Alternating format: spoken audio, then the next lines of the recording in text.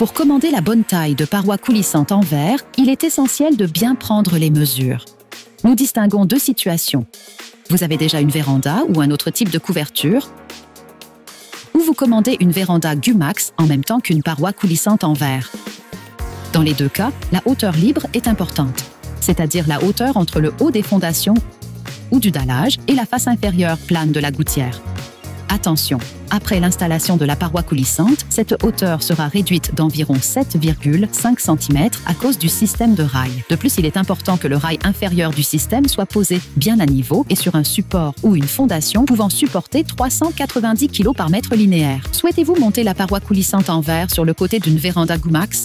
Dans ce cas, un panneau triangulaire, aussi appelé clavette en verre, est toujours nécessaire. Supposons que vous avez déjà une véranda ou un autre type de couverture et que vous souhaitez y installer une paroi coulissante en verre. Quelles étapes devez-vous suivre?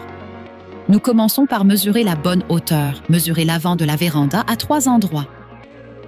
À gauche, au centre et à droite. Mesurez à chaque fois depuis le haut des fondations jusqu'à la face inférieure, plane de la gouttière ou de la poutre. Sur le côté, il suffit de mesurer la hauteur à un seul endroit, à l'endroit où vous souhaitez placer la paroi coulissante. Souhaitez-vous intégrer le rail inférieur dans la terrasse? Ajoutez alors 18 mm à la hauteur libre, donc à la hauteur du rail inférieur. Les hauteurs mesurées doivent se situer dans la plage de tolérance du système de rail. La mesure la plus basse comme la plus haute doivent donc correspondre à la hauteur libre que vous choisissez. Exemple, vous mesurez 2150 mm à gauche à l'avant, 2160 mm au centre et aussi 2160 mm à droite. Toutes ces mesures sont comprises dans la plage du système de rail de 2130 à 2170 mm. Si ce n'est pas le cas, vous devez combler l'espace pour rester dans cette plage. Passons ensuite au choix de la bonne largeur. Mesurez la largeur entre les poteaux à l'avant et du mur jusqu'au poteau sur le côté.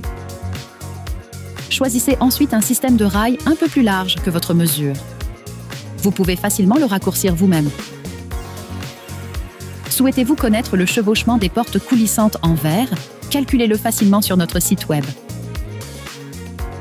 Saisissez votre hauteur libre et votre largeur sur notre site.